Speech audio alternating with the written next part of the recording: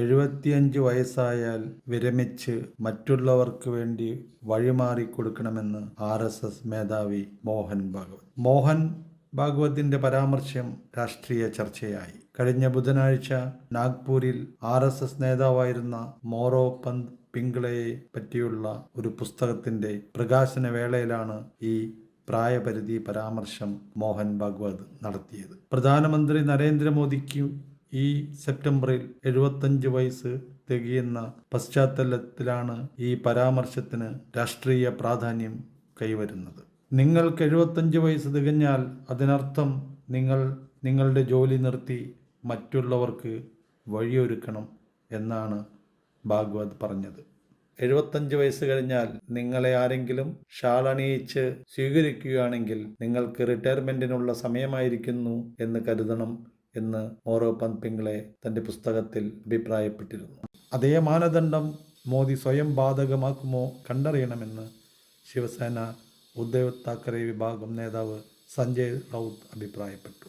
എന്നാൽ BJPയെ വിമർശിച്ച് കോൺഗ്രസ് നേതാവ് അഭിഷേക് സിംഗ്വിയും രംഗത്തെത്തി. പ്രവൃത്തിപഥത്തിൽ കാണിക്കാതെ വാചകമടിക്കുന്നത് എപ്പോഴും അപകടമാണ്.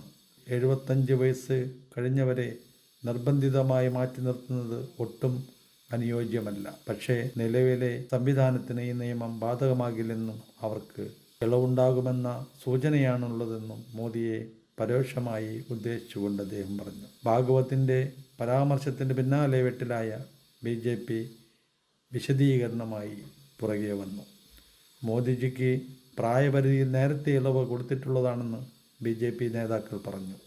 5 വർഷം മുമ്പ് തന്നെ ഇക്കാര്യത്തിൽ പാർട്ടി വ്യക്തത വരുത്തിയിട്ടുള്ളതും BJP വൃത്തങ്ങളിൽ ഈ കാര്യങ്ങൾ ചർച്ചയായിട്ടുള്ളതുമാണെന്നും പാർട്ടി നിലപാടെടുത്തു.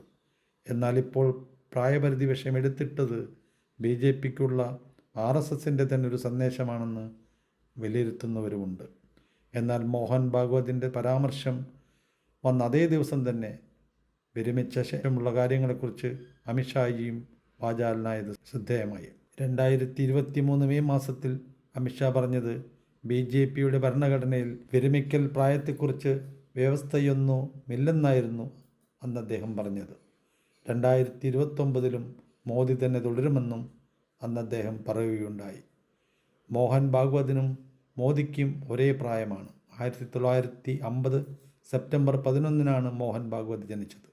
6 ദിവസം കഴിഞ്ഞാണ് മോദിയുടെ ജനനം. എന്നാൽ RSSൽ ചുമതലകൾക്ക് പ്രായപരിധി നിശ്ചയിച്ചിട്ടില്ല.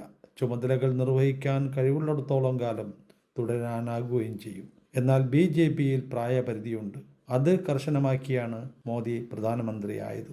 എന്നാൽ 2029 BJPക്ക് പ്രധാനമന്ത്രി സ്ഥാനാർത്ഥിയായി മുന്നിൽ നിർത്താൻ പ്രധാനമന്ത്രിയായിരിക്കുന്ന നരേന്ദ്രമോദിജി അല്ലാതെ മറ്റൊരു മുഖവുമില്ലെന്നുള്ളത് ഏറ്റവും വലിയ സത്യമാണ്.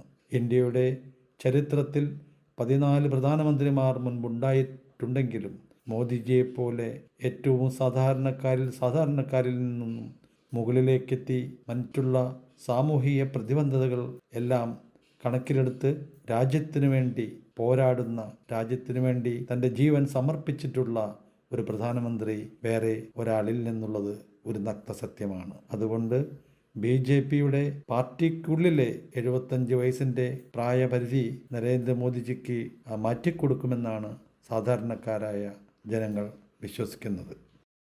മോഹൻ ഭാഗവതിൻ്റെ പരാമർശം വന്നതിന് പുറമെ പല പ്രതിപക്ഷ കക്ഷികളും ഇത്തരത്തിലൊരു അഭിപ്രായവുമായി മുന്നോട്ട് വന്നു. മോദിജി രാജിവെച്ച് അടുത്ത പ്രധാനമന്ത്രിക്ക് വഴിയൊരുക്കണമെന്നാണ് പല പ്രതിപക്ഷ കക്ഷികളുടെ നേതാക്കന്മാർ പറഞ്ഞത്. ഇതിന്റെ അടിസ്ഥാനത്തിൽ വോയിസ് ഓഫ് ഭാരതിന്റെ പ്രധാന പ്രതിനിധികൾ ഭാരതത്തിലെ ഗ്രാമാന്തരങ്ങളിൽ സാധാരണക്കാരായ ജനങ്ങളിൽ നിന്നും ശേഖരിച്ച അവരുടെ അഭിപ്രായ സർവേയിൽ കണ്ടത് ബഹുഭൂരിപക്ഷം പേരും ശ്രീ നരേന്ദ്രമോദിജിയെ അനുകൂലിച്ചാണ് സംസാരിച്ചത്. ഭാരതത്തെ മുന്നോട്ട് നയിക്കുവാനും സുദൃഢമാക്കുവാനും ശത്രുക്കളിൽ നിന്നും സംരക്ഷിക്കുവാനും മോദിജിയെപ്പോലുള്ള ഒരു പ്രധാനമന്ത്രി, ശക്തനായ ഒരു പ്രധാനമന്ത്രി, ഒരു ഉരുക്കു പ്രധാനമന്ത്രി വേണമെന്നാണ് സാധാരണക്കാരായ ജനങ്ങൾ പ്രതികരിച്ചത്. അതുകൊണ്ട് തന്നെ വോയിസ് ഓഫ് ഭാരതും ശ്രീ നരേന്ദ്രമോദിജിയോടൊപ്പമാണ്. ഇത് തയ്യാറാക്കിയത് വോയിസ് ഓഫ് ഭാരതിന്റെ editor Reni George. News desk, voice of Bharat. Jai Hind.